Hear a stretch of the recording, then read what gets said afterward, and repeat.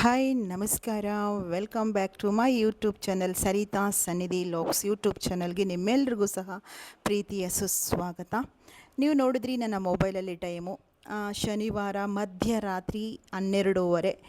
ಇನ್ನೂ ನಮ್ಮನೆ ಮಲಗಿಲ್ಲ ನೋಡಿ. ಮಕ್ಕಳಿಬ್ಬರು ಸಹ ಎಚ್ಚರಾಗಿದ್ದಾರೆ. ಅವರು ಇಬ್ಬರು ಎಚ್ಚರಾಗಿರೋದ್ರಿಂದ ನನಗೂ ಕೂಡ ನಿದ್ರೆ ಬಂದಿಲ್ಲ. ಗೋಲ್ಡನ್ ಮಿಲ್ಕ್ ಅಂದರೆ ಅರಿಶಿನ ಹಾಲು ಕೊಡೋಣ ಅಂತ ಹೇಳಿ ಮಿಕ್ಸ್ ಮಾಡ್ತಾಯಿದ್ದೀನಿ. ನಿದ್ರೆ ಬಂದಿಲ್ಲ ಅಂತ ಹೇಳಿದ್ರೆ ಹಾಲು ಚೆನ್ನಾಗಿ ಕುದಿಸಿ ಒಂದು ಚಿಟಿಕೆ ಅರಿಶಿನ ಹಾಕಿ ಕುಡಿಯೋದ್ರಿಂದ ಕಣ್ತುಂಬ ನಿದ್ರೆ ಬರುತ್ತೆ. ನೋಡಿ ಎಷ್ಟು ಚೆನ್ನಾಗಿ ಕಾಣಿಸ್ತಾ ಇದೆ. ಗೋಲ್ಡನ್ ಮಿಲ್ಕ್ ಅಂದರೆ ನಿಜವಾದ ಒಂದು ಚಿನ್ನದ ಹಾಲು ಅಂತಲೇ ಹೇಳಬಹುದು. 12:30 12:45 ಆದರೂ ಸಹ ನನ್ನ ಇಬ್ಬರು ಮಕ್ಕಳು ಮಲಗಿಲ್ಲ. ಇಬ್ಬರು, ಒಬ್ಬ ಕಂಪ್ಯೂಟ್ರ್ ಮುಂದೆ ಕೂತ್ಕೊಂಡಿದ್ದಾನೆ, ಒಬ್ಬ ಏನೋ ಮೂವಿ ನೋಡ್ತಾ ಕೂತಿದ್ದಾನೆ. ಬನ್ನಿ ಹಾಲು ಕೊಡೋಣ ಅಂತ ಹೇಳಿ ರೆಡಿ ಮಾಡಿದೆ. ಮಗು ಕೂಡ ಕಂಪ್ಯೂಟ್ರ್ ಮುಂದೆ ಕೂತ್ಕೊಂಡು ಇನ್ನೂ ಕೂಡ ಕಂಪ್ಯೂಟ್ರ್ ಆಫ್ ಮಾಡಿಲ್ಲ, ಮುಂದೆ ಕೂತ್ಕೊಂಡಿದ್ದಾನೆ. ಅವನು ಕೊಟ್ಟು ಹಾಗೆ ಇವತ್ತು ಶನಿವಾರ ರಾತ್ರಿ, ಇದು ಮಧ್ಯರಾತ್ರಿ ವಿಡಿಯೋ, ಹಾಗೆ ಭಾನುವಾರದ ಡೈಲಿ ಬ್ಲಾಗ್ ವಿಡಿಯೋನು ಕೂಡ ಸೇರಿಸಿ ಹಾಕಿದ್ದೀನಿ. ಪೂರ್ತಿ ವಿಡಿಯೋ ನೋಡಿ, ಖಂಡಿತ ನಿಮ್ಮೆಲ್ರಿಗೂ ಇಷ್ಟ ಆಗುತ್ತೆ. ಹಾಗೆ ಸ್ನೇಹಿತರೆ, ಇದು ಭಾನುವಾರ ಬೆಳಗಿನ ಡೈಲಿ ಬ್ಲಾಗ್ ವಿಡಿಯೋನ ನಿಮ್ಮ ಮುಂದೆ ಶೇರ್ ಮಾಡ್ಕೊಳ್ತಾ ಇದ್ದೀನಿ. ಕೂದಲಿಗೆ ಎಣ್ಣೆ ಹಚ್ಚಿ ತುಂಬ ದಿನ ಆಗಿತ್ತು. ಚೆನ್ನಾಗಿ ಒಂದು ಸ್ವಲ್ಪ ನತ್ತಿಯಿಂದ ಎಣ್ಣೆನ ಹಾಕ್ಕೊಳ್ಳೋಣ ಅಂತ ಹೇಳಿ ಹಾಕ್ಕೊಳ್ತಾ ಇದ್ದೀನಿ. ಇದು ಯಾವ ಎಣ್ಣೆ ಏನು ಅಂತ ಹೇಳಿ ಮುಂದಿನ ದಿನ ನಿಮಗೆ ತಿಳಿಸ್ತೀನಿ. ಹಾಗೆಲ್ಲ ಅಮ್ಮ ನತ್ತಿಗೆ ಈ ಥರ ಎಣ್ಣೆ ಬಗೆ ಮಾಡಿ ಎಣ್ಣೆ ಹಾಕ್ತಾಯಿದ್ರು. ಅದೆಷ್ಟು ತಂಪಾಗಿರ್ತಿತ್ತಲ್ವ. ಈಗ ಸಮ್ಮರ್ ಬೇರೆ, ಬೇಸಿಗೆ ಅಲ್ವಾ, ತುಂಬ ಹೀಟ್ ಕೂಡ ಆಗುತ್ತೆ. ಆದ್ದರಿಂದ ಕೂದಲಲ್ಲಿ 1 ಗಂಟೆ ಆದರೂ ಸಹ ಚೆನ್ನಾಗಿ ಎಣ್ಣೆ ಮಸಾಜ್ ಮಾಡಿ 1 ಅವರ್ ಬಿಟ್ಟು ನಂತರ ಸ್ನಾನ ಮಾಡ್ಕೋಬಹುದು ಅಂತ ಹೇಳಿ ಎಣ್ಣೆ ಹಚ್ಕೊಳ್ತಾ ಇದ್ದೀನಿ. ಚೆನ್ನಾಗಿ ಬಗೆ ಮಾಡಿ ನಾನೇ ಹಾಕ್ಕೊಳ್ತಾ ಇದ್ದೀನಿ. ನೋಡ್ತಾ ಇದ್ದೀರಲ್ಲ, ಒಳ್ಳೆ ಮಸಾಜ್ ಕೊಟ್ಟು ಎಣ್ಣೆ ಹಾಕ್ಕೊಳ್ಳೋದ್ರಿಂದ ಬ್ಲಡ್ ಸರ್ಕ್ಯುಲೇಷನ್ನು ಕೂಡ ಆಗೋದ್ರಿಂದ ಮತ್ತು ನೆತ್ತಿಗೆ ಎಣ್ಣೆ ಹಾಕೋದ್ರಿಂದ ತಂಪು ಕೂಡ ಆಗುತ್ತಲ್ವ. ಹಾಗೆ ಒಂದು ಅದ್ಭುತವಾದ ಒಂದು ನೀವೆಲ್ಲರೂ ಕೇಳಿರ್ತೀರ ಇದನ್ನು, ಬದುಕು ಜಟಕ ಬಂಡಿ ವಿಧಿ ಅದರ ಸಾಹೇಬ. ಒಂದು ಅರ್ಥಪೂರ್ಣವಾದ ಒಂದು ನಾಣ್ಣುಡಿ ಮಾತಲ್ವಾ. ಇದ್ರ ಬಗ್ಗೆ ಒಂದೆರಡು ಮಾತಾಡಬೇಕು ಅಂತ ಹೇಳಿ ಅಂದ್ಕೊಂಡಿದ್ದೀನಿ. ಅಂದರೆ ಬದುಕು ಜಟಕ ಬಂಡಿ ವಿಧಿ ಅದರ ಸಾಹೇಬ ಎಂಬುದು DV ಗುಂಡಪ್ಪನವರು. ನಾವೆಲ್ಲರೂ ಕೂಡ ಅವ್ರ ಹೆಸರನ್ನು ಕೇಳಿದ್ದೀವಿ ಅಲ್ವಾ. DVG ಅಂತಲೇ ಪ್ರಸಿದ್ಧಿಯವರು. ಮಂಕುತಿಮ್ಮನ ಕಗ್ಗದ ಸಾಲು ಇದರ ಅರ್ಥ. ಅಂದರೆ ಸ್ನೇಹಿತರೆ, ನಮ್ಮ ಜೀವನವು ಜಟಕ ಬಂಡಿ ಇದ್ದಂತೆ. ವಿಧಿ ಅಂದರೆ ಭಾಗ್ಯ ಅಂತನಾರು ಅನ್ಕೋಬಹುದು, ದೇವರು ಅಂತಲೂ ಕೂಡ ಅನ್ಕೋಬಹುದು. ಅದನ್ನು ಓಡಿಸುವ ಮಾಲೀಕ ಅಂದರೆ ಸಾಹೇಬ ಅಂತೀವಿ. ನಾವೇ ಆ ಬಂಡಿಯನ್ನು ಎಳೆಯುವ ಕುದುರೆಗಳು. ಎಷ್ಟು ಅರ್ಥ ಅಲ್ವಾ. ಬನ್ನಿ ಒಂದೊಂದೇ ಪದದ ಅರ್ಥ ತಿಳ್ಕೊಳ್ಳೋಣ. ಅಂದರೆ ಬದುಕು ಜಟಕ ಬಂಡಿ, ಜೀವನವು ಒಂದು ಜಟಕ ಗಾಡಿಯಂತೆ. ಇದು ಕಷ್ಟ ಸುಖಗಳ ಪ್ರಯಾಣ. ಇನ್ನು ವಿಧಿ ಅದರ ಸಾಹೇಬ ಅಂದರೆ ಬದುಕಿನ ಹಾದಿ, ತಿರುವು ಮತ್ತು ಅಂತ್ಯವನ್ನು ನಿರ್ಧರಿಸುವವನು ವಿಧಿ ಅಥವಾ ಪರಮಾತ್ಮ ಅಂದರೆ ಸಾಹೇಬನು ಕೂಡ ಆಗ್ಬೋದು. ಇನ್ನು ಕುದುರೆ ನೀನ್ ಅಂದರೆ ನಾವು ಮನುಷ್ಯರು ಆ ಬಂಡಿಯನ್ನು ಎಳೆಯುವ ಕುದುರೆ. ಅಂದರೆ ಕರ್ಮ ಮತ್ತು ಪ್ರಯತ್ನ ಮಾಡುವವನು ಮನುಷ್ಯ ಅಲ್ವಾ. ಇನ್ನು ಅವನು ಪೇಳ್ದಂತೆ ಪಯಣಿಗರು, ವಿಧಿ ಹೇಳಿದಂತೆ ಅಂದರೆ ವಿಧಿಯ ನಿರ್ಧಾರದಂತೆ ನಾವು ಪ್ರಯಾಣಿಸಬೇಕು. ಮದುವೆಗೋ ಅಂದರೆ ಸಂತೋಷದ ಕಡೆಗೋ ಅಥವಾ ಮಸಣಕ್ಕೋ ಅಂದರೆ ಸಾವಿನ ಕಡೆಗೋ ಎಲ್ಲಿಗೆ ಕರೆದೊಯ್ಯುತ್ತಾರೋ ಹೋಗಲೇಬೇಕು. ಎಷ್ಟು ಅರ್ಥಪೂರ್ಣ ಅಲ್ವಾ. ಎಷ್ಟೇ ಕಷ್ಟ ಬಂದರೂ, ಕಾಲು ಜಾರಿ ಬಿದ್ದರೂ ಧೈರ್ಯಗುಂದಬೇಡ. ಆಸರೆ ನೀಡಲು ಈ ಭೂಮಿ ಅಂದರೆ ದೇವರ ಕೃಪೆ ಇದೆ. DVG ಜೀವನದ ನಶ್ವರತೆ ಮತ್ತು ವಿಧಿಯ ಶಕ್ತಿಯನ್ನು ಈ ಕಗ್ಗದಲ್ಲಿ ತಿಳಿಸಿದ್ದಾರೆ. ಅಂದರೆ ಸಾರಾಂಶವೇನೆಂದರೆ, ಜೀವನದಲ್ಲಿ ಬರುವ ಸುಖ ದುಃಖಗಳನ್ನು ಸಮನಾಗಿ ಸ್ವೀಕರಿಸಿ ವಿಧಿಯ ಆಟಕ್ಕೆ ತಲೆಬಾಗಿ ತಾಳ್ಮೆಯಿಂದ ಪ್ರಯತ್ನವೊಂದು ಮುಂದುವರಿಸಲೇಬೇಕು ಎಂಬುದು ಇದರ ಅರ್ಥ ಅಲ್ವಾ ಸ್ನೇಹಿತರೆ. ಎಷ್ಟೊಂದು ಅರ್ಥಪೂರ್ಣವಾದ ಒಂದು 3 ಲೈನ್ ಆದರೂ ಸಹ ನಮ್ಮ ಜೀವನವೇ ಅಲ್ಲಿ ಬಂದು ಹೋಗುತ್ತೆ ಅಲ್ವಾ.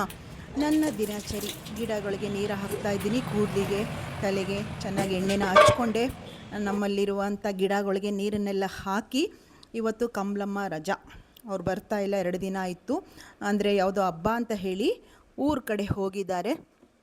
ಅದರಿಂದ ನಾವೇ ಕೆಲಸನ ಶುರು ಮಾಡ್ಕೊಂಡಿದ್ದೀನಿ. ನಿಮ್ಮೆಲ್ರಿಗೂ ಗೊತ್ತಿದೆ, ನಾನು ಸೋಪು ನನ್ನ ಕೈಲಿ ಬಳಸಿದ್ರೆ ನನಗೆ ಒಂದು ಸ್ವಲ್ಪ ಸ್ಕಿನ್ ಅಲರ್ಜಿ ಇರೋದ್ರಿಂದ ಬರ್ನಿಂಗ್ ಶುರುವಾಗುತ್ತೆ, ಅಸ್ತಗಳು ಅಂದರೆ ಉರಿ ಶುರುವಾಗುತ್ತೆ. ಆದ್ದರಿಂದ ಪಾತ್ರೆಗಳು ತೊಳೆಯೋದಕ್ಕೆ ನನ್ನ ತಂಗಿಯ ಮಗಳು ಬರ್ತಾಳೆ ಈಗ, ದುರ್ಗಶ್ರೀ. ಒಂದಿಷ್ಟು ಪಾತ್ರೆ ಇತ್ತು, ಎಲ್ಲ ತೊಳ್ಕೊಟ್ಟು ನನಗೊಂದಿಷ್ಟು ಹೆಲ್ಪ್ ಮಾಡೋದಕ್ಕೆ ನೋಡಿದ್ರಾ ಬಂದ್ಲಲ್ವಾ ಎಲ್ಲ ಕೆಲಸ. ಅದಕ್ಕೆ ಹೇಳೋದು ಮನೆಯಲ್ಲಿ ಒಬ್ಬಳು ಮಗಳಿರಬೇಕು ಅಂತ ಹೇಳಿ ಅಲ್ವಾ. ನೋಡಿ, ಗಂಡು ಮಕ್ಕಳು ನಿಜವಾಗ್ಲೂ ಅವ್ರು ಪುಣ್ಯವಂತರು ಅನ್ಕೋಬಹುದು. ಗಂಡು ಮಕ್ಕಳು ಒಳ್ಳೆ ನಿದ್ರೆ ಹೊಡಿ, ರಾತ್ರಿ ಎಲ್ಲ ಮಧ್ಯರಾತ್ರಿ ಅವ್ರಿಗೆ ಎಚ್ಚರಾಗಿರೋದು, ಬೆಳಕಾದ್ಮೇಲೆ ಒಳ್ಳೆ ನಿದ್ರೆ ಮಾಡೋದು. ಹೆಣ್ಮಕ್ಳು ನಾವು ಹಂಗಲ್ಲ ನೋಡಿ, ಬೆಳಗ್ಗೆ ಸೂರ್ಯೋದಯ ಶುರುವಾಗೋಕ್ಕೆ ಕೆಲಸ ಶುರುವಾಗುವಂಥದ್ದು, ಸೂರ್ಯ ಮುಳುಗೋವರೆಗೂ ಕೆಲಸ ಇರುತ್ತೆ ಹೆಣ್ಮಕ್ಳಿಗೆ. ನೋಡಿ, ಮನೆಗೆ ಒಬ್ಬ ಮಗಳಿದ್ರೆ ಎಷ್ಟೋ ಹೆಲ್ಪ್ ಮಾಡುವಂಥದ್ದಲ್ವಾ. 100ರಲ್ಲಿ ಒಂದು 25% ಮಾಡಿದ್ರು ನಮಗೆ ಸಪೋರ್ಟ್ ಮಾಡ್ದಂಗೆ ಅಲ್ವಾ. ಸ್ನಾನ ಕೂಡ ಮುಗಿಸ್ಕೊಂಡು ಬಂದೆ, ಕೂದಲಿಗೆ ಎಣ್ಣೆ ಹಾಕಿದೆ. ಜಾಸ್ತಿ ಶಾಂಪು ಹಾಕಿ ಇವತ್ತು ಎಣ್ಣೆನ ನಾನು ಎಣ್ಣೆ ಹಾಕಿದ್ರಿಂದ ಜಾಸ್ತಿ ಶಾಂಪೂನ ಬಳಸಿ ಉಜ್ಜಿ ಕೂದಲನ್ನ ಜಾಸ್ತಿ ಇದು ಮಾಡೋಲ್ಲ ನಾನು. ನಾಳೆಗೆ ಕ್ಲೀನಾಗಿ ತೊಳ್ಕೊಳ್ತೀನಿ. ಆದರೂ ಕೂಡ ಈ ಎಣ್ಣೆ ಯಾವುದು ಅಂತ ತಿಳಿಸ್ತೀನಿ ಮುಂದೆ ನಿಮಗೆ. ಫ್ರೆಶ್ ಆಗಿ ಬಂದೆ, ಹಣೆಗೆಲ್ಲ ಹಚ್ಕೊಂಡು ದೇವ್ರ ಪೂಜೆ ಎಲ್ಲ ಮುಗಿಸೋಣ. ದೇವ್ರ ಪೂಜೆ ಮುಗಿಸಿ ಆ ನಂತರ ಇವತ್ತು ಒಂದು ಸ್ಪೆಷಲ್ ತಿಂಡಿನ ಮಾಡ್ತಾಯಿದ್ದೀನಿ. ಎಲ್ರಿಗೂ ಇಷ್ಟ ಆಗುತ್ತೆ ಟಿಫನ್, ಅದು ಹೇಗೆ ಅಂತಲೂ ಕೂಡ ವಿಡಿಯೋ ಮೂಲಕ ನಿಮ್ಮ ಮುಂದೆ ಶೇರ್ ಮಾಡ್ಕೊಳ್ತೀನಿ. ಬನ್ನಿ ದೇವ್ರ ಮನೆಗೆ ಹೋಗೋಣ. ನಮ್ಮ ಮನೆಯ ದೇವರ ಪೂಜೆ ಇರೋದರಿಂದ ತುಂಬ ಸರಳವಾಗಿ ಪೂಜೆ ಮುಗಿಸ್ಕೊಂಡು ಬರೋಣ. ಬನ್ನಿ, ನೋಡ್ತಾ ಇದ್ದೀರಿ ತುಂಬ ಸಿಂಪಲ್ಲಾಗಿ ಪೂಜೆ ಆಗಿದೆ. ಭಗವಂತ ಎಲ್ರಿಗೂ ಒಳ್ಳೇದು ಮಾಡಲಿ ಅಂತ ಕೇಳ್ಕೊಳ್ಳೋಣ. ಯಲಗೂರು ಆಂಜನೇಯ ನನ್ನ ಅಂತರಂಗ ದೈವ ಗುರುರಾಯರು ಎಲ್ರಿಗೂ ಒಳ್ಳೇದು ಮಾಡಲಿ ಅಂತ ಹೇಳಿ ಮನಸ್ಪೂರ್ವಕವಾಗಿ ಭಗವಂತನಲ್ಲಿ ಕೇಳ್ಕೊಳ್ತಾ ಇದ್ದೀನಿ. ನಮ್ಮ ಕುಲ ದೇವರು, ನಮ್ಮ ಮನೆಯ ದೇವರು 7 ಕೋಟಿ ಮೈಲಾರ ಲಿಂಗೇಶ್ವರ ಭಂಡಾರ ಒಡೆಯ ಅಂತ ಹೇಳ್ತಾರೆ. ಅವರು ಕೂಡ ನಮಗೂ ನಿಮ್ಮೆಲ್ರಿಗೂ ಕೂಡ ಒಳ್ಳೇದು ಮಾಡಲಿ ಅಂತ ಕೇಳ್ಕೊಳ್ತಾ ಪೂಜೆಯನ್ನು ಮುಗಿಸಿ ಈಗ ಅಡುಗೆ ಮನೆ ಕಡೆ ಹೋಗ್ತಾ ಇದ್ದೀನಿ. ತಿಂಡಿ ರೆಡಿ ಮಾಡೋಣ ಅಂತ ಹೇಳಿ ಟೊಮೊಟೊ ಬಾತ್ ಮಾಡೋಣ ಅಂತ ಹೇಳಿ ಹೋಗ್ತಾ ಇದ್ದೀನಿ. ಟೊಮೊಟೊ ಬಾತು ಟೊಮೊಟೊ ಕಲರೇ ಬರಬೇಕು ಅಂದರೆ ಒಂದು ಟ್ರಿಕ್ಸ್ನ ಹೇಳ್ಕೊಡ್ತೀನಿ. ಅದೇ ರೀತಿ ಮಾಡಿ ಸಖತ್ತಾಗಿ ಟೇಸ್ಟ್ ಬರುತ್ತೆ. ಹೋಟೆಲಲ್ಲೆಲ್ಲ ಒಳ್ಳೆ ಕಲರ್ ಇರುತ್ತಲ್ವ, ನಾವು ಯಾವುದೇ ಕಲರ್ ಬಳಸೋದಿಲ್ಲ. ಮನೆಯಲ್ಲೇ ನಾವು ಯಾವ ರೀತಿ ಸೂಪರಾಗಿ ಒಳ್ಳೆ ಟೇಸ್ಟು ಹಾಗೆ ಕಲರ್ಫುಲ್ಲಾಗೂ ಕೂಡ ಮಾಡ್ಕೋಬಹುದು ಅಂತ ಹೇಳಿ ನಾನು ಈ ವಿಡಿಯೋದಲ್ಲಿ ತೋರಿಸ್ತೀನಿ. ಪೂರ್ತಿ ವಿಡಿಯೋ ನೋಡಿ. ಏನಾದರೂ ಹೊಸದಾಗಿ ನನ್ನ ಚಾನಲ್ಗೆ ಬಂದಿದ್ದರೆ ಚಾನಲ್ನ ಸಬ್ಸ್ಕ್ರೈಬ್ ಮಾಡಿಕೊಂಡು ಸಪೋರ್ಟ್ ಮಾಡಿ. ಒಂದು ದಪ್ಪ ಗಾತ್ರದ ಈರುಳ್ಳಿ ತಗೊಂಡಿದ್ದೀನಿ. ಆ ಈರುಳ್ಳಿ ಸಿಪ್ಪೆಗಳನ್ನ ಸುಲಿದು ನೀರಲ್ಲಿ ಚೆನ್ನಾಗಿ ತೊಳ್ಕೊಳ್ಳೋಣ. ಹಾಗೆ ಅಕ್ಕಿ ಕೂಡ ನೆನೆಸಿಟ್ಕೊಂಡಿದ್ದೀನಿ ನಾನು. ಈಗ 2 ಗ್ಲಾಸ್ ಅಕ್ಕಿನ ಹಾಕ್ತೀನಿ ಅಂದರೆ ಅದನ್ನು ನೆನೆಸಿಟ್ಕೊಂಡಿದ್ದೀನಿ. ಪಲಾವ್ಗೆ, ಬಿರಿಯಾನಿ, ಬಾತು ಏನೇ ಆದರೂ ಸಹ ಈ ಥರ ನೆನೆಸಿದ್ರೆ ತುಂಬ ಸಾಫ್ಟಾಗಿ ಬರುತ್ತೆ, ಅನ್ನ ತುಂಬ ಚೆನ್ನಾಗಿರುತ್ತೆ ಅಂತ ಹೇಳ್ಬೋದು. ಟೊಮೊಟೊ ಬಾತ್ ಆಗಿರೋದ್ರಿಂದ ಹೆಚ್ಚಿಗೆ ಪ್ರಮಾಣದಲ್ಲಿ ಟೊಮೊಟೊ ಬೇಕಲ್ವಾ, ಅದನ್ನು ಕ್ಲೀನಾಗಿ ಚೆನ್ನಾಗಿ ತೊಳ್ಕೊಂಡು ಬರೋಣ ಅಂತ ತೊಗೊಂಡೋದೆ.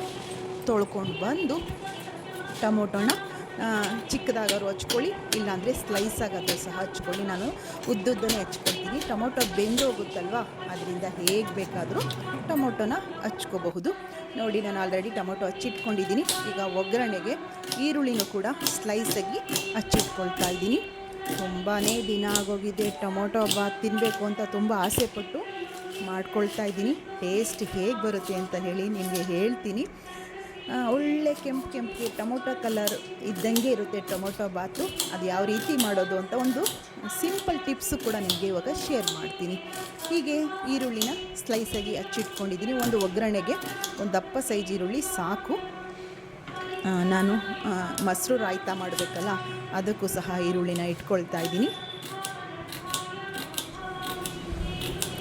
ಇವತ್ತಿನ ನನ್ನ ಡೈಲಿ ಬ್ಲಾಗ್ ವಿಡಿಯೋ ನಿಮಗೆ ಏನು ಅನ್ನಿಸ್ತು ಅಂತ ಹೇಳಿ ಕಮೆಂಟ್ ಮಾಡಿ. ತುಂಬ ಜನ ಅಕ್ಕ 3 ಡೇಸ್ ಆಯಿತು ನಿಮ್ಮ ವಿಡಿಯೋ ನೋಡಿ, ವಿಡಿಯೋ ಅಪ್ಲೋಡ್ ಮಾಡಿ ಅಕ್ಕ, ಡೈಲಿ ಬ್ಲಾಗ್ ಅಪ್ಲೋಡ್ ಮಾಡಿ ಅಕ್ಕ ಅಂತ ಹೇಳಿ ಕಮೆಂಟು ಕೂಡ ಮಾಡಿದ್ದೀರಿ. ಅದರಲ್ಲೂ ರಕ್ಷಿತಾ ತುಂಬ ಮಿಸ್ ಮಾಡ್ಕೊಳ್ತಾ ಇದ್ದೀವಿ ಅಕ್ಕ ಅಂತ ಕೂಡ ಕಮೆಂಟ್ ಮಾಡಿದ್ರಿ.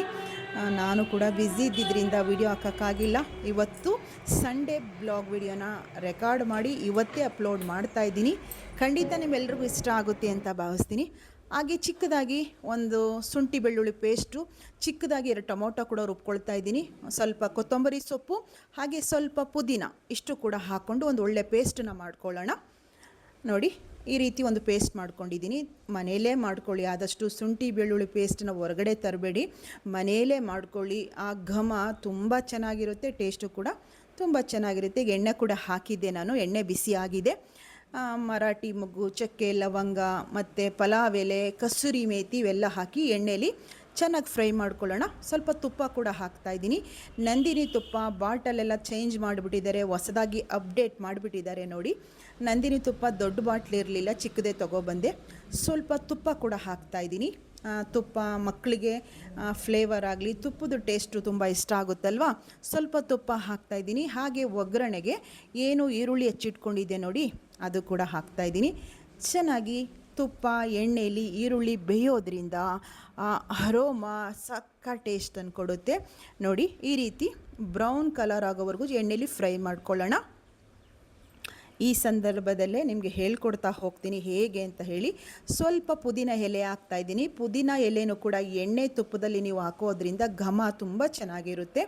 ಇನ್ನು ಟೊಮೊಟೊ ಕೂಡ ಹಾಕ್ಕೊಳ್ತಾ ಇದ್ದೀನಿ. ನೋಡಿ, ಹಾಕಿ ಚೆನ್ನಾಗಿ ಬೇಯಿಸ್ಕೊಳ್ಳೋಣ. ಎಣ್ಣೆ ಮತ್ತು ತುಪ್ಪದಲ್ಲಿ ಟೊಮೊಟೊ ಮತ್ತು ಈರುಳ್ಳಿ ಹಾಕಿ ಚೆನ್ನಾಗಿ ಈ ರೀತಿ ಎಣ್ಣೆ ಮತ್ತು ತುಪ್ಪದಲ್ಲಿ ಫ್ರೈ ಮಾಡ್ಕೋಬೇಕು. ಸ್ವಲ್ಪ ಒಂಚೂರು ಉಪ್ಪು ಕೂಡ ಹಾಕ್ಕೊಳ್ಳೋದ್ರಿಂದ ಎಣ್ಣೆಯಲ್ಲಿ ಈರುಳ್ಳಿ ಮತ್ತು ಟೊಮೊಟೊ ಚೆನ್ನಾಗಿ ಬೇಯುತ್ತೆ.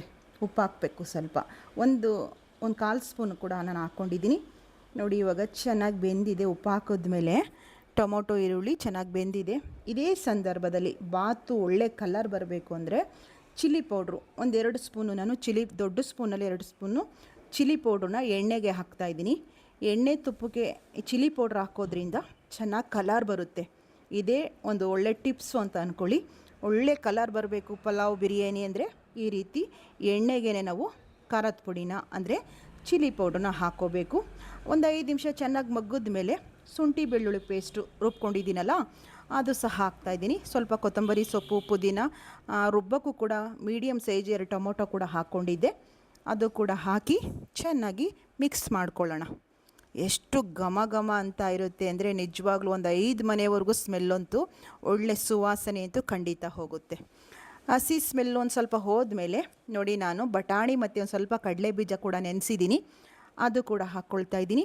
ಹಾಕಿ ಚೆನ್ನಾಗಿ ಮಿಕ್ಸ್ ಮಾಡ್ಕೊಳ್ಳೋಣ. ನೋಡಿ, ಎಷ್ಟು ಚೆನ್ನಾಗಿ ಕಾಣಿಸ್ತಾ ಇದೆಯಲ್ವಾ, ಟೇಸ್ಟು ಕೂಡ ಹಾಗೇ ಇರುತ್ತೆ. ಚೆನ್ನಾಗಿ ಮಿಕ್ಸ್ ಮಾಡಿ ಎಣ್ಣೆಯಲ್ಲಿ ಒಂದು 5 ನಿಮಿಷ ಚೆನ್ನಾಗಿ ಬೇಯಿಸ್ಕೊಳ್ಳೋಣ.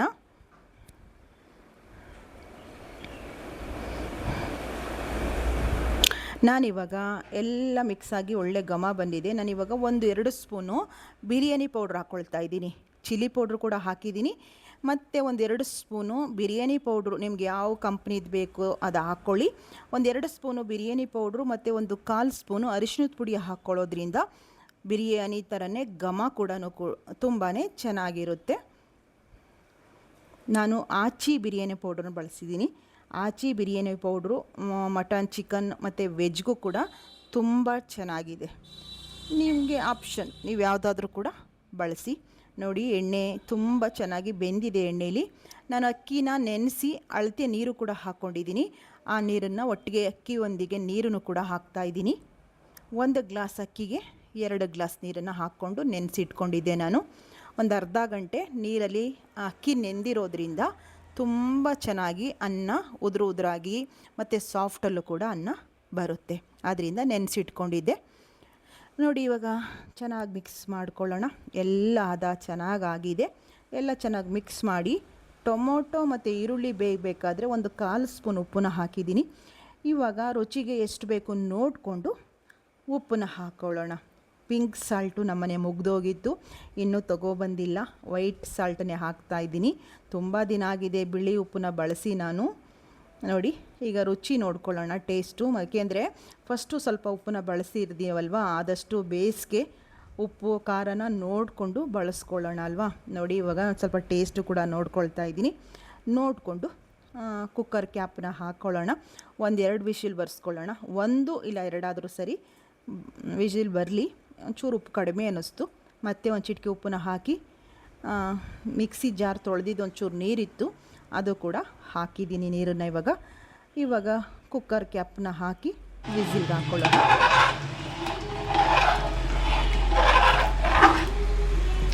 ನೋಡಿ ಎಷ್ಟು ಚೆನ್ನಾಗಿ ಕಲರ್ಫುಲ್ಲಾಗಿ ಕಾಣಿಸ್ತಾ ಇದೆಯಲ್ಲ. ನೋಡಿ ಇವಾಗ ಕ್ಯಾಪ್ ಹಾಕಿ ಒಂದು ಇಲ್ಲ 2 ವಿಷಲ್ ಹಾಕಿಸ್ಕೊಳ್ತೀನಿ. ಅಷ್ಟರಲ್ಲಿ ಮೊಸರು ರಾಯ್ತ ಮಾಡ್ಕೊಳ್ಳೋಣ.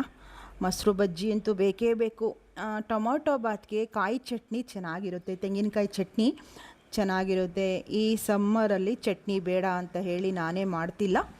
ಏಕೆಂದರೆ ತುಂಬ ದೆಗೆ ಬಿಸಿಲು, ಚಟ್ನಿ ಬೇಡ ಅಂತ ಹೇಳಿ ಮೊಸರು ಬಜ್ಜಿ ಆದರೆ ಎಲ್ರಿಗೂ ಇಷ್ಟ ಆಗುತ್ತೆ ಅಂತ ಹೇಳಿ ಸೌತೆಕಾಯಿ ಈರುಳ್ಳಿ ಹಾಕ್ಕೊಂಡು ಮೊಸರಿಗೆ ಚೆನ್ನಾಗಿರುತ್ತೆ. ಬಿಸಿ ಬಿಸಿ ಟೊಮೊಟೊ ಬಾತ್ಗೆ ಮೊಸರು ರಾಯ್ತ ಸಖತ್ ಟೇಸ್ಟ್ ಕೊಡುತ್ತೆ ಅಂತ ಹೇಳಬಹುದು. ಆದಷ್ಟು ನಾನು ಬಿಳಿ ಸೌತೆಕಾಯಿನೇ ತೊಗೊಂಬರ್ತೀನಿ. ಇದನ್ನು ಒಳನೇಶಪುರ ಸೌತೆಕಾಯಿ ಅಂತ ಕೂಡ ಹೇಳ್ತಾರೆ. ನನಗಿದೇ ತುಂಬ ಟೇಸ್ಟು ಅನಿಸುತ್ತೆ. ಗ್ರೀನ್ಗಿಂತ ಈ ಥರ ವೈಟ್ ಸೌತೆಕಾಯಿ ಅಂದರೆ ತುಂಬ ಚೆನ್ನಾಗಿರುತ್ತೆ. ಸ್ವಲ್ಪ ಬಲ್ತಿರಲ್ಲ ಇದು ಜಾಸ್ತಿ. ನಾನು ತಿರುಳು ಸಮೇತ ಹಾಕ್ಕೊಳ್ತೀನಿ ಯಾವಾಗಲೂ. ತಿರುಳಂತೂ ತೆಗೆಯೋದೇ ಇಲ್ಲ. ಈ ಹಸಿರು ಬರುತ್ತೆ ನೋಡಿ ಸೌತೆಕಾಯಿ, ಬೀಜ ತುಂಬ ಬಲ್ತ್ಬಿಟ್ರೆ ತಿನ್ನೋಕ್ಕೆ ಆಗೋಲ್ಲ. ಅದನ್ನು ಸಣ್ಣದಾಗಿ ಈರುಳ್ಳಿ ಹಚ್ಚಿಟ್ಕೊಂಡಿದ್ದೆ, ಹಾಗೆ ಸೌತೆಕಾಯಿ ಕೂಡ ಸಣ್ಣದಾಗಿ ಹಚ್ಚಿಟ್ಕೊಂಡು ಒಂದು ಪಾತ್ರೆಗೆ ಹಾಕ್ಕೊಳ್ತಾ ಇದ್ದೀನಿ. ಹಾಕಿ ಮೊಸರನ್ನು ಮಿಕ್ಸ್ ಮಾಡ್ಕೊಳ್ಳೋಣ. ಹಾಗೆ ಸ್ವಲ್ಪ ಕೊತ್ತಂಬರಿ ಸೊಪ್ಪು ಕೂಡ ಹಚ್ಚಿಟ್ಟಿದ್ದೆ, ಅದು ಸಹ ಹಾಕ್ಕೊಳ್ತಾ ಇದ್ದೀನಿ. ವಿಸಿಲ್ ಕೂಡ ಬಂದಿದೆ, ಗ್ಯಾಸನ್ನು ಆಫ್ ಮಾಡಿದ್ದೀನಿ. ಈಗ ಮೊಸರನ್ನ ಹಾಕ್ಕೊಳ್ಳೋಣ. ಸ್ವಲ್ಪ ಮೊಸರು, ಸ್ವಲ್ಪ ನೀರು ಕೂಡ ಹಾಕ್ಕೋಬೇಕು. ಯಾಕೆ ಅಂತ ಹೇಳಿದ್ರೆ ಉಪ್ಪು ಹಾಕಿದ ಮೇಲೆ ಸ್ವಲ್ಪ ಹುಳಿ ಬರೋ ಚಾನ್ಸ್ ಇರುತ್ತೆ ಅಲ್ವಾ. ನೀರನ್ನು ಹಾಕ್ಕೊಳ್ಳೋದ್ರಿಂದ ಸ್ವಲ್ಪ ಹುಳಿ ಬರೋದಿಲ್ಲ. ಆಗ ಹಾಕಿ ಚೆನ್ನಾಗಿ ಮಿಕ್ಸ್ ಮಾಡ್ಕೊಳ್ಳೋಣ. ಸ್ವಲ್ಪ ನೀರು ಹಾಕಿ, ಫಿಲ್ಟರ್ ನೀರನ್ನೇ ಬಳಸ್ಕೊಳ್ತೀನಿ ನಾನು. ಹಾಕಿ ಚೆನ್ನಾಗಿ ಮಿಕ್ಸ್ ಮಾಡ್ತಾಯಿದ್ದೀನಿ.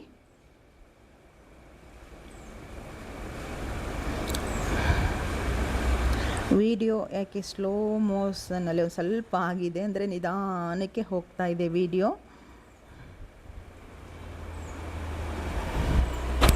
ಒಳ್ಳೆ ಮಿಕ್ಸ್ ಕೂಡ ಮಾಡಿದೆ. ಇವಾಗ ಸ್ವಲ್ಪ ಮೊಸರನ್ನ ಹಾಕ್ಕೊಳ್ತಾ ಇದ್ದೀನಿ. ನಮಗೆ ಕೆಲವರು ಮೊಸರು ರಾಯ್ತನ ಮಜ್ಜಿಗೆ ಥರ ಮಾಡಿಕೊಂಡು ಮೊಸರು ರಾಯ್ತ ಮಾಡ್ಕೊಳ್ತಾರೆ.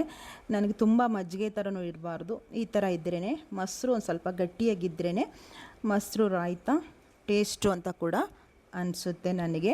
ನಿಮಗೆ ಹೇಗೆ ಅಂತ ಹೇಳಿ ಕಮೆಂಟ್ ಮಾಡಿ. ನೋಡಿ ಚೆನ್ನಾಗಿದೆಯಲ್ವಾ, ನೋಡೋಕ್ಕೂ ಚೆನ್ನಾಗಿ ಕಾಣಿಸ್ತಾ ಇದೆಯಲ್ವಾ, ಹಾಗೆ ರುಚಿನೂ ಕೂಡ ಚೆನ್ನಾಗಿರುತ್ತೆ.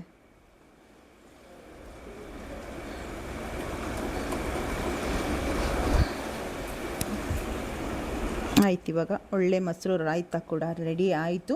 ಕುಕ್ಕರ್ ಕ್ಯಾಪು ತೆಗೆದು ನೋಡೋಣ. ಒಂದು ಸಲ ತೆಗೆದು ಕ್ಲೀನಾಗಿ ಮಿಕ್ಸ್ ಮಾಡಿ ಮತ್ತೆ ದಮ್ ತಗೊಳ್ಳಿ ಅಂತ ಹೇಳಿ ಕುಕ್ಕರ್ ಕ್ಯಾಪನ್ನ ಹಾಕಬೇಕು. ಈಗ ಒಂದು ಪ್ಲೇಟನ್ನು ಮುಚ್ಚಿ ಒಂದು ಕಡೆ ಇಟ್ಟು ಟೊಮೆಟೊ ಬಾತ್ ಹೇಗಾಗಿದೆ ಒಂದು ಸಲ ನೋಡೋಣ. ಒಂದು 5 ನಿಮಿಷ ನಾನು ತೆಗೆದು ಕ್ಯಾಪನ್ನ ನಾನು ಹಾಕಿದ್ದೆ. ವಾವ್, ನೋಡಿ ಎಷ್ಟು ಕಲರ್ಫುಲ್ಲಾಗಿ ಕಾಣಿಸ್ತಾ ಇದೆಯಲ್ವಾ. ನಾನು ಚಿಲ್ಲಿ ಪೌಡ್ರ ಎಣ್ಣೆಗೆ ಹಾಕಿ ಫ್ರೈ ಮಾಡೋದ್ರಿಂದನೇ ಈ ಕಲರ್ ಬರೋದು. ಯಾವುದೇ ಫುಡ್ ಕಲರ್ ನಾವಿಲ್ಲಿ ಯಾವುದೂ ಬಳಸಿಲ್ಲ, ನಿಮ್ಗೆ ಗೊತ್ತಿರೋ ಹಾಗೆ. ನೋಡಿ ಎಷ್ಟು ಚೆನ್ನಾಗಾಗಿದೆ ಅಲ್ವಾ. ಟೇಸ್ಟ್ ಅಂತೂ ಸಖತ್ತಾಗಿತ್ತು. ತಿಂದು ನೋಡಿದ ಅದು ಟೇಸ್ಟ್ ತಿಂದಾಗಲೇ ಗೊತ್ತಾಗೋದಲ್ವ, ಅಷ್ಟು ರುಚಿಯಾಗಿತ್ತು. ನೀವು ಕೂಡ ಒಮ್ಮೆ ಈ ಥರ ಟ್ರೈ ಮಾಡಿ, ಖಂಡಿತ ಇಷ್ಟಪಡ್ತೀರಿ ನೀವೆಲ್ಲರೂ ಸಹ. ಮೂಗುಗೆ ಹಾಕ್ಕೊಡ್ತಾ ಆಮೇಲೆ ದುರ್ಗಾಶ್ರೀ ನಾನು ತಿನ್ನಬೇಕು, ಅವ್ರು ಕೊಟ್ಟು ಕಳ್ಸೋಣ ಅಂತ ಹಾಕ್ತಾಯಿದ್ದೀನಿ. ಈಗ ನನಗೆ ಮತ್ತು ದುರ್ಗಾಶ್ರೀಗೆ ಹಾಕ್ಕೊಂಡು ಟೇಸ್ಟ್ ಹೇಗೆ ಬಂದಿದೆ ಅಂತ ಕೂಡ ನಿಮಗೆ ತಿಳಿಸ್ತೀನಿ.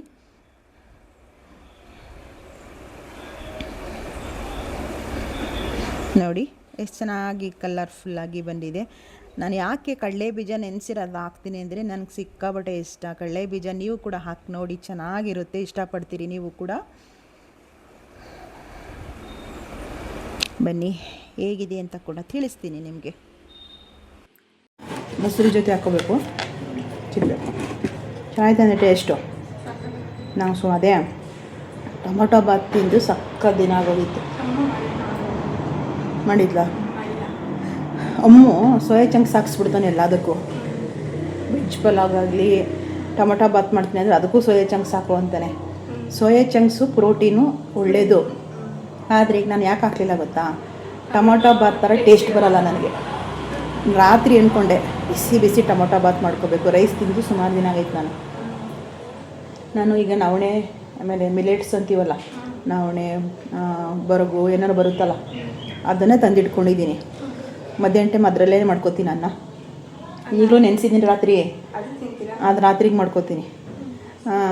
ಇವತ್ತು ಅದಕ್ಕೆ ಅಕ್ಕಿಲೀನಿ ಮಧ್ಯಾಹ್ನ ಸಂಡೇ ಒಂದಿನ ಬಿಸಿ ಬಿಸಿ ಮಾಡಿಕೊಂಡು ತಿನ್ನಬೇಕು ಅಂತ ಆಸೆಯಾಗಿತ್ತು.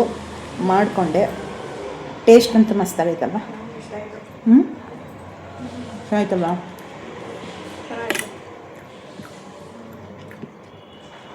ಬಿಸಿ ಬಿಸಿ ತಿಂದರೆ ಸೂಪರ್.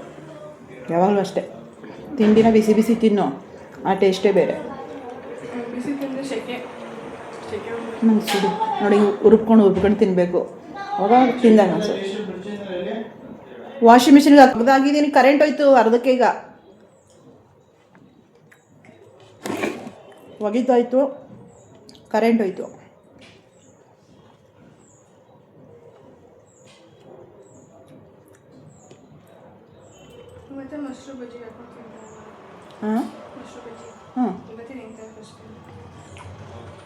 ಮೊಸರು ಬಜ್ಜಿ ಹಾಕೊಂಡು ಟೇಸ್ಟ್ ಜಾಸ್ತಿ.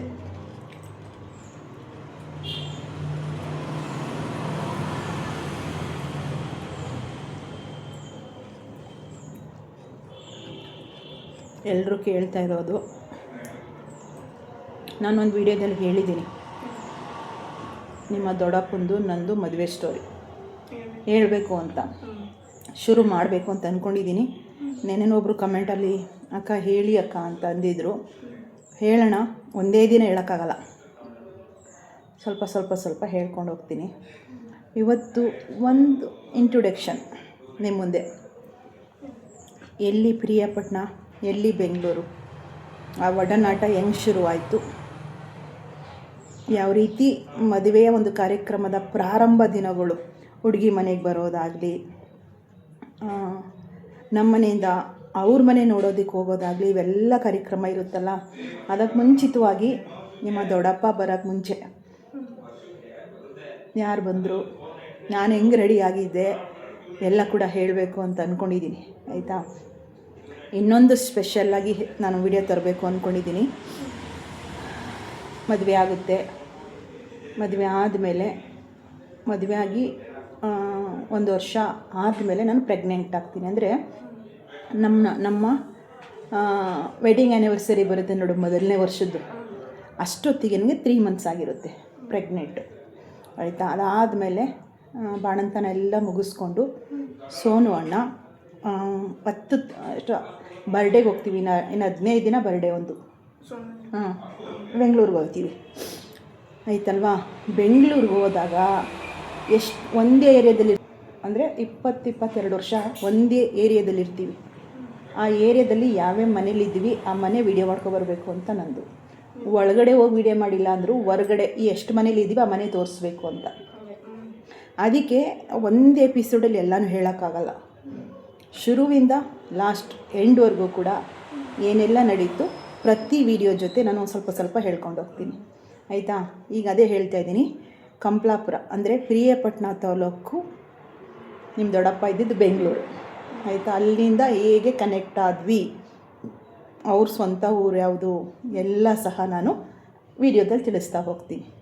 ಆಯಿತಾ? ಚೆನ್ನಾಗಿರುತ್ತಲ್ವಾ? ಕೇಳೋರ್ಗೂ ಬೋರ್ ಅನ್ನಿಸ್ಬಾರ್ದು ಅಲ್ವಾ? ಅದಕ್ಕೋಸ್ಕರ ಅದನ್ನು ಆ ರೀತಿ ಒಂದು ಪ್ರತಿ ವಿಡಿಯೋದಲ್ಲೂ ಸ್ವಲ್ಪ ಸ್ವಲ್ಪ ಇರುತ್ತೆ. ಈಗ ಯಾವುದೋ ರೆಸಿಪಿ ಮಾಡ್ತೀನಿ, ಆವತ್ತು ರೆಸಿಪಿ ಎಲ್ಲ ತೋರಿಸಿ ಒಂದು ಸ್ವಲ್ಪ ಹೇಳ್ತೀನಿ ಏನೇನು ನಡೀತು ಅಂತ. ಎಂಡ್ವರೆಗೂ ಕೂಡ ಇರುತ್ತೆ. ಆಯಿತಾ? ಆದ್ದರಿಂದ ಇವತ್ತಿನ ಈ ವಿಡಿಯೋ ನಿಮ್ಮೆಲ್ರಿಗೂ ಇಷ್ಟ ಆಗಿರುತ್ತೆ ಅಂತ ಭಾವಿಸ್ತೀನಿ. ತಿಂಡಿ ಮಾಡ್ಕೊಳ್ಳೋಣ, ಬಿಸಿ ಬಿಸಿ ಇದ್ದಾಗ ತಿನ್ಕೊಳ್ಳೋಣ. ನಿಮ್ಮನ್ನು ಲಾಸ್ಟಲ್ಲಿ ಕರೀತಾ ಇದ್ದೀನಿ, ಬೇಜಾರು ಮಾಡ್ಕೊಬೇಡಿ ಎಲ್ಲರೂ ಸಹ. ಇವತ್ತಿನ ನಮ್ಮನೆ ಟೊಮೊಟೊ ಬಾತ್ ಹೇಗೆ ಬಂತು ಟೊಮೊಟೊ ಬಾತು ಅಂತ ಹೇಳಿ, ಈ ರೀತಿ ಒಳ್ಳೆ ಕಲರ್ ಬರಬೇಕು, ಟೊಮೊಟೊ ಕಲರೇ ಬರಬೇಕು ಅನ್ನೋದಾದರೆ ನಾನು ಹೇಳ್ಕೊಟ್ಟಂಗೆ ಮಾಡಿ. ಆಯಿತಾ? ರೆಡ್ ಚಿಲ್ಲಿ ಪೌಡ್ರನ್ನ ಒಗ್ಗರಣೆಗೆ ಹಾಕಬೇಕು. ನಾವೇನು ಈರುಳ್ಳಿ, ಟೊಮೊಟೊ, ಶುಂಠಿ ಬೆಳ್ಳುಳ್ಳಿ ಪೇಸ್ಟ್ ಹಾಕ್ತೀವಿ, ಶುಂಠಿ ಬೆಳ್ಳುಳ್ಳಿ ಪೇಸ್ಟ್ ಹಾಕೋಕ್ಕೆ ಮುಂಚೆನೇ ಚಿಲ್ಲಿ ಪೌಡ್ರ್ ಒಂದು 2 ಸ್ಪೂನ್ ಹಾಕಿ ಚೆನ್ನಾಗಿ ಫ್ರೈ ಮಾಡೋದ್ರಿಂದ ಒಳ್ಳೆ ಕಲರ್ ಬರುತ್ತೆ ಅಲ್ವಾ. ಅದು ತುಂಬ ಚೆನ್ನಾಗಿ ಟೇಸ್ಟ್ ಕೂಡ ಆಗುತ್ತೆ. ನಾಳಿನ ಒಂದು ಎಪಿಸೋಡಲ್ಲಿ, ನಾಳಿನ ನನ್ನ ಡೈಲಿ ಬ್ಲಾಗ್ ವಿಡಿಯೋದಲ್ಲಿ ನಮ್ಮ ಮದುವೆಯ ಒಂದು ವಿಶೇಷ ಕಾರ್ಯಕ್ರಮಗಳನ್ನ, ಹೇಗೆ ನಮ್ಮ 25 ವರ್ಷ ಒಡನಾಟ ಇತ್ತು, ಹೇಗೆ ಶುರು ಆಯಿತು ಅನ್ನೋದನ್ನು ಸಹ ನಿಮ್ಮ ಮುಂದೆ ಶೇರ್ ಮಾಡ್ಕೊಳ್ತೀನಿ. ವಿಡಿಯೋ ಇಷ್ಟ ಆಗಿದೆ ಅಂತ ಅಂದ್ಕೊಳ್ತೀನಿ. ವಿಡಿಯೋ ಇಷ್ಟ ಆಗಿದರೆ ಆ್ಯಕ್ಚುಲಿ ಲೈಕ್ ಮಾಡಿ, ಶೇರ್ ಮಾಡಿ, ಕಮೆಂಟ್ ಮಾಡಿ. ಹೊಸದಾಗಿ ಚಾನಲ್ಗೆ ಬಂದಿರುವಂಥವರು ಚಾನಲ್ನ ಸಬ್ಸ್ಕ್ರೈಬ್ ಮಾಡ್ಕೊಂಡು ಸಪೋರ್ಟ್ ಮಾಡಿ. ಹಾಗೆ ಪಕ್ಕದಲ್ಲಿ ಹೈಪ್ ಅನ್ನುವಂಥ ಒಂದು ಬಟನ್ ಬರುತ್ತೆ, ನೀವು ಅದನ್ನು ಕ್ಲಿಕ್ ಮಾಡೋದ್ರಿಂದ ವಾರಕ್ಕೆ 2 ರಿಂದ 3 ಬಾರಿ ಅದನ್ನು ನೀವು ಪಾಯಿಂಟನ್ನು ಕೊಡಬಹುದು. ಅದನ್ನು ಮರಿಬೇಡಿ. ನಿಮ್ಮ ಪಾಯಿಂಟು ಕೂಡ ನನಗೆ ಒಂದು ಎಂಕರೇಜ್ ಮಾಡ್ದಂಗೆ ನನಗೆ, ಆಯಿತಾ. ಅದನ್ನು ಕೂಡ ಮಾಡಿ. ನೆಕ್ಸ್ಟ್ ನನ್ನ ಹೊಸ ಡೈಲಿ ಬ್ಲಾಗ್ ವಿಡಿಯೋದೊಂದಿಗೆ ನಿಮ್ಮ ಮುಂದೆ ಬರ್ತೀನಿ. ತಿಂಡಿ ತಿಂದ್ಕೊಳ್ಳೋಣ. ತಿಂದ್ಕೊಂಡು ಮತ್ತೆ ಸಿಗ್ತೀನಿ. ಎಲ್ರಿಗೂ ಒಳ್ಳೆಯದಾಗಲಿ. ನಮಸ್ಕಾರ. ಬಾಯ್.